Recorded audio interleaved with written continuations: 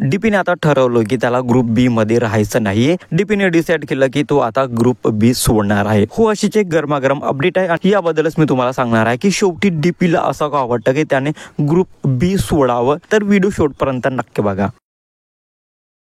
Hello, welcome back to my channel Marathi Bigg Boss update. Bigg Boss Marathi season 5 मध्ये equation तर बदलत असतात आणि ग्रुप पण बदलत असतो। ज्याप्रमाणे ग्रुप ए संपूर्ण तुटला आहे आणि त्यामधले सर्व कंटेस्टंट आता सेपरेटेड झालेत। तर आता वेळ आहे ग्रुप बी ची। हो, ग्रुप बी मध्ये पण असंच काय घडत आहे, कारण धनंजयला असं वाटतं की त्याच्या ग्रुप मध्ये त्याचं कोणीच ऐकत नाही आणि त्याच्या पॉइंट्सला आणि त्याच्या बोलण्याला कोणीच इम्पॉर्टन्स देत नाही। असं मी नाही, असं धनंजय अंकिताला बोलत होता की मला असं वाटतं की माझ्या ग्रुप मध्ये माझ्या बोलण्याला किंमत अजिबात नाही, माझं कोणी ऐकत नाही आणि माझ्या बोलण्याला कोणीच किंमत देत, माझं बोलणं कोणालाच इम्पॉर्टंट वाटत नाही आणि म्हणूनच मला असं वाटतं की हा ग्रुप मला सोडायला पाहिजे। या ग्रुप मध्ये आता मी राहणार नाहीये। धनंजयचं हे बोलणं ऐकून प्याळी पण बोलतोय की धनंजय असे का विचार करतात आणि त्यांना असं का वाटतं की ग्रुपचे जे लोक आहेत ते त्यांच्या बोलण्याला इम्पॉर्टंट देत नाही, त्यांचं बोलणं ग्रुपच्या लोकांना महत्त्वाचं वाटत नाही, असं धनंजयला का वाटतं। अंकित आपण यावर बोलत होती की तुम्ही जे विचार करताय ते चुकीचा विचार करताय, कारण तुमच्या बोलण्याला ग्रुपचा प्रत्येक व्यक्ती मान देतो आणि तुमचं बोलणं ऐकतो, पण